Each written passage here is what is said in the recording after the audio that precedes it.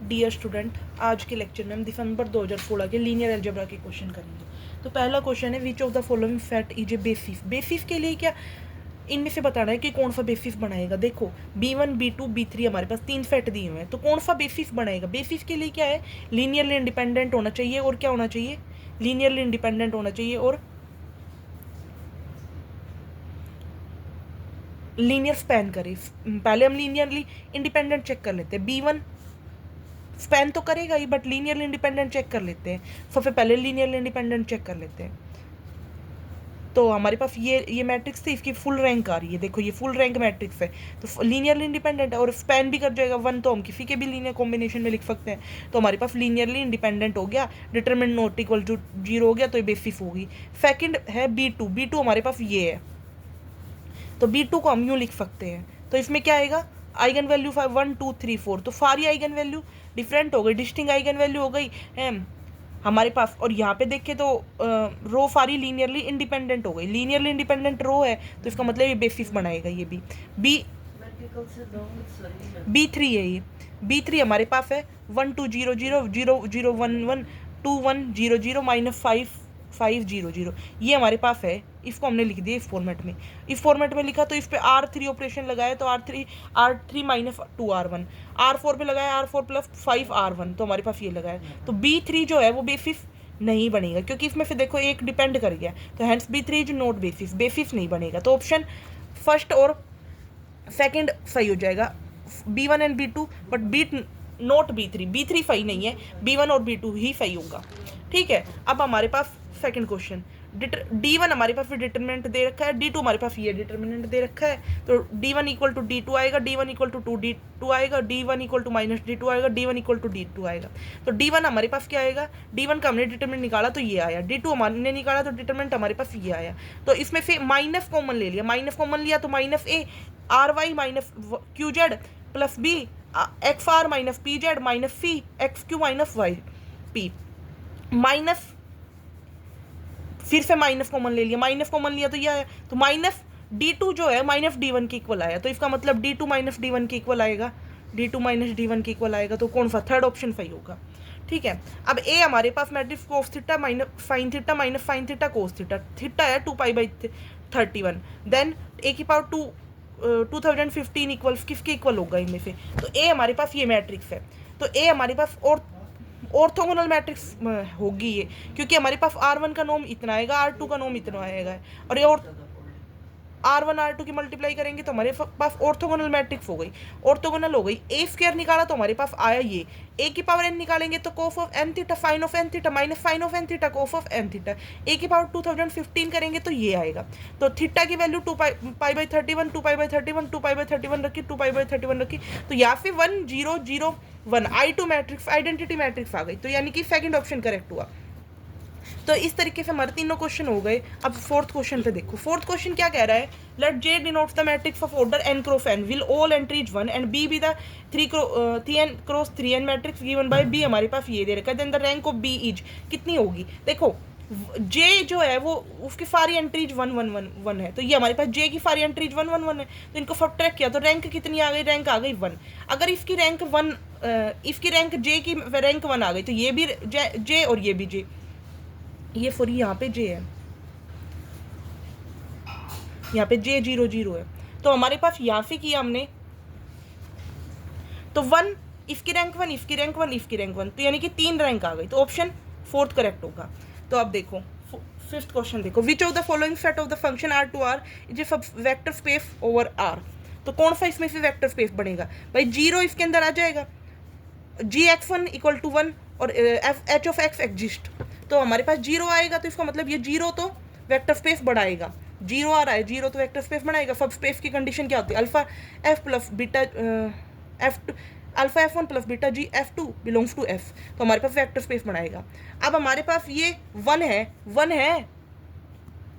ये vector space नहीं बनाएगा, alpha f1 + beta f2 belongs to f1, तो हमारे पास ये नहीं बनाएगा। और एग्जिस्ट की कंडीशन लेके चले, limit x tending to 3 h(x) exist, तो हमारे पास ये एग्जिस्ट करेगा भाई, अगर h(x) लेके चले तो हमारे पास ये एग्जिस्ट कर जाएगा, h(x) एग्जिस्ट कर जाएगा, तो मतलब ये फाई हो जाएगा, यानी कि फर्स्ट और थर्ड फाई है, F1 और S2 फाई है, बाकी F1 S2 फाई है बट नॉट F2।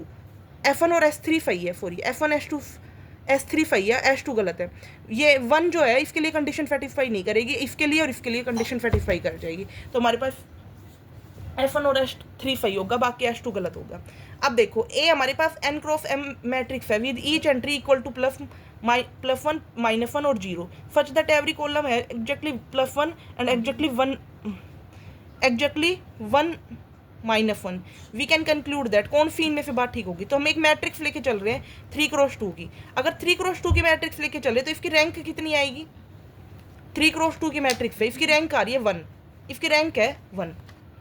जब इन दोनों को जोड़ देंगे तो हमारे पास ऑपरेशन लगाने के बाद इसकी रैंक आएगी 1, इसकी रैंक 1 आई। रैंक 1 आई तो देखो इसने क्या बोला है कि रैंक जो है ए की, ये देखो यहाँ पे देखो ऑप्शन सेकंड देखो, रैंक ऑफ ए कितनी है यहाँ पे 2, मिनिमम तो 2 हो सकती है, बट ये तो कह रहा है कि 2 इक्वल टू m कितना है, m n cross n 2। Rank तो हमारी 1 आ गई और m हमारे पास 2 है, रैंक हमारे पास 1 आ गई और m 2 है, तो ये तो इक्वल नहीं हुए थे, यानी कि सेकेंड ऑप्शन तो इनकरेक्ट हो जाएगा। n is less than equal to m, n is less than equal to m कैसे करेंगे, n हमारे पास कितना है 2,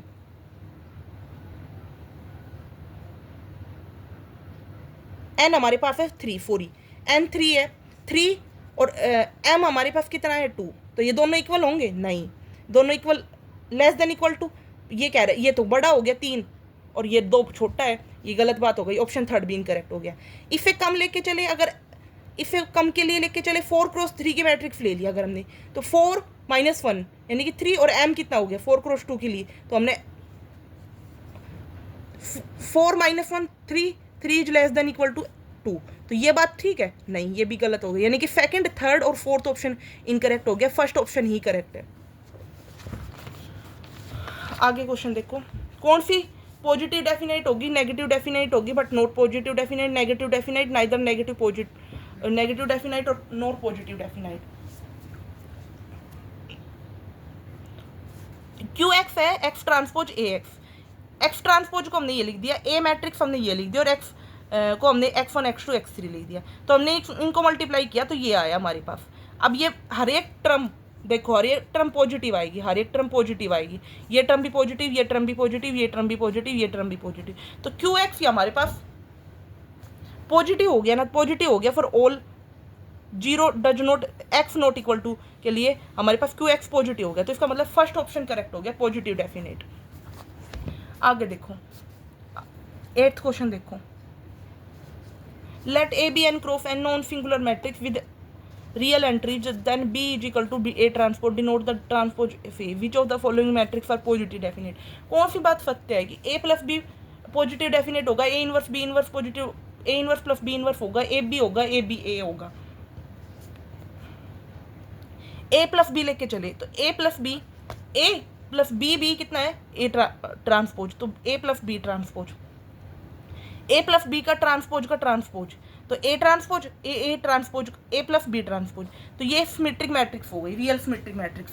हमने ए मैट्रिक्स लेके चले हैं 1 0 0 -1 और ए ट्रांसपोज लेके चले 1 0 0 -1, तो ए प्लस ए ट्रांसपोज कितना आएगा, ए प्लस ए ट्रांसपोज आएगा 2 0 0 -2, तो यहाँ पे आइगन वैल्यू आ गई 2 और -2, तो यहाँ पे नॉट पॉजिटिव सेमी डेफिनेट, भाई दोनों पॉजिटिव आइगन वैल्यू नहीं आई ना, तो इसलिए बात गलत हो गई, पहला ऑप्शन गलत हो गया। A inverse plus b inverse, a matrix ये एक मतलब ए मैट्रिक्स ये थी, इसका इनवर्स ये आएगा, और बी मैट्रिक्स ये इसका इनवर्स, सॉरी ए का इनवर्स ये आएगा ए 0 B 0, हमने ये कोई मैट्रिक्स ली इसमें ऐड कर दी, बी इनवर्स कोई मैट्रिक्स ली बी, हमने उसका इनवर्स निकाल के इसमें ऐड कर दिया, तो हमारे पास इन दोनों की आइगन वैल्यू हमारे पास नहीं आई, पॉजिटिव नहीं आई, एक 0 आ गई, एक 2 आ गई, या एक नेगेटिव आ गई, 2 आ गई, मतलब दो, एक पॉजिटिव एक नेगेटिव आ रही है, तो यानी कि ये भी पॉजिटिव सेमी डेफिनेट नहीं होगा, first option incorrect, second incorrect.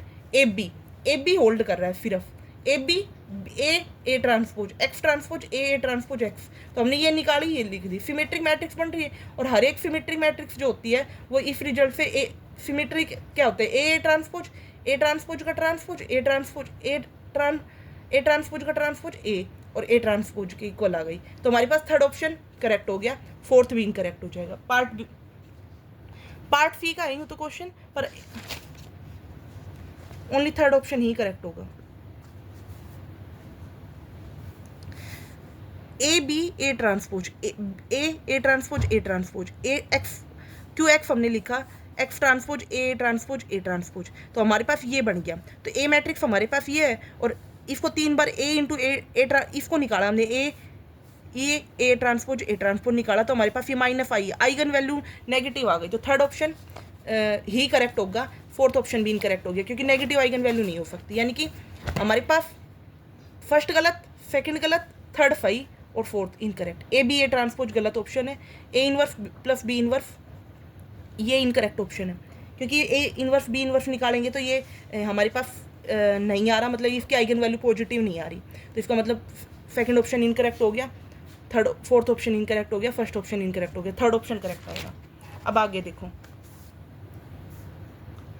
ए हमारे पास कोई मैट्रिक्स दिया इन क्रॉफ and matrix such that A I J is integer for all I J, let A B equal to identity with B I J for a square matrix C determinant denote fit determinant which of the following statement is true, determinant of A is equal to 1, then हमारे पास 4 option है। तो कैसे करेंगे, A B is equal to identity दे रखा है तो दोनों पे डिटरमिनेंट लगा दिया, तो ए बी का डिटरमिनेंट इज इक्वल टू आइड का डिटरमिनेंट 1 आएगा और ए डिटरमिनेंट बी डिटरमिनेंट। तो अगर ए का डिटरमिनेंट 1 है तो बी का डिटरमिनेंट ऑब्वियसली बात है 1 ही होगा, तो ये फर्स्ट ऑप्शन तो सही है।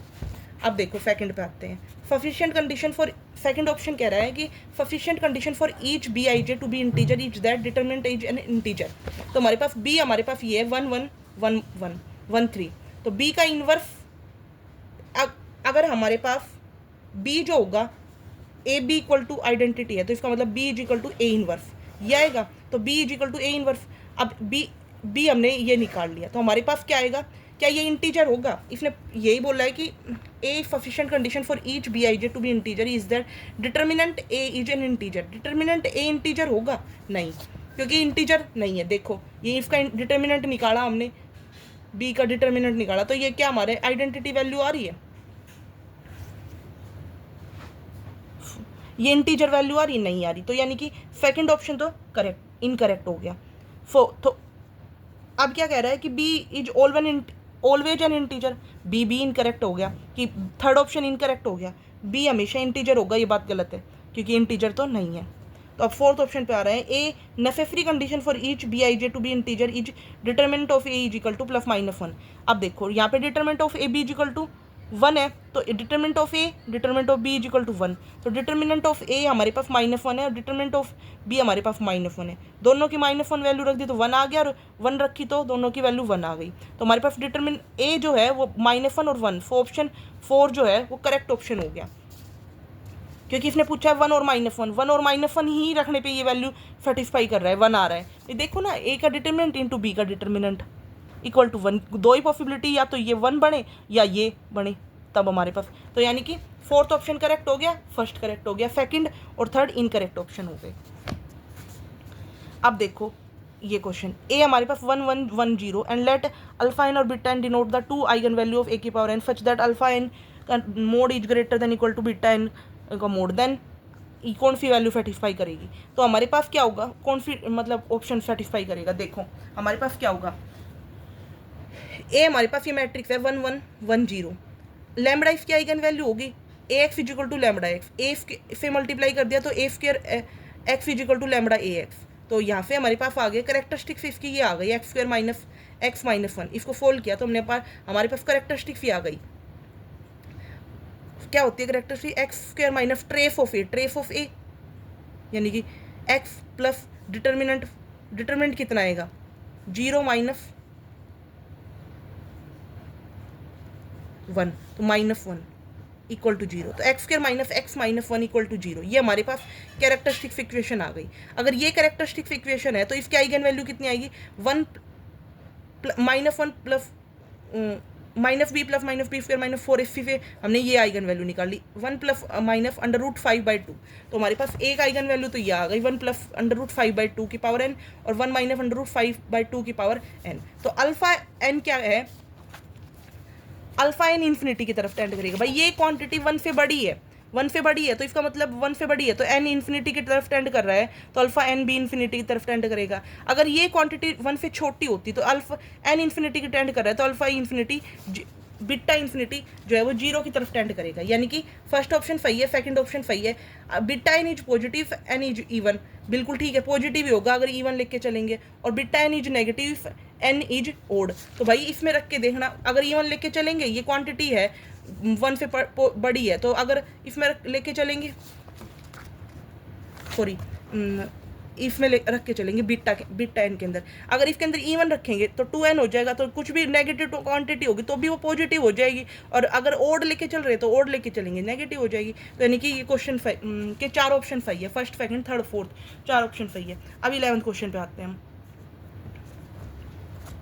बाकी जो बचे हुए क्वेश्चन है मैं अगली वीडियो में करा दूंगी, 5 क्वेश्चन बचे हुए हैं। Thank you for watching my video. If you like my video then subscribe my YouTube channel. अगर आपको कोई क्वेश्चन समझ नहीं आ रहा है तो आप मुझे कमेंट कर सकते हो।